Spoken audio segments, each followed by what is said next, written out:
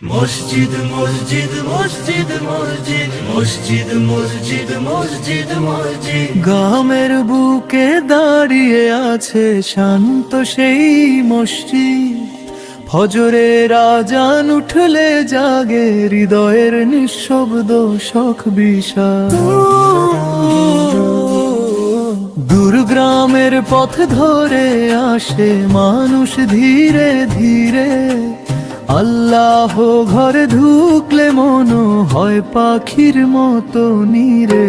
সেই মসজিদের মিনারে বাজে নীল ভোরের ডাক।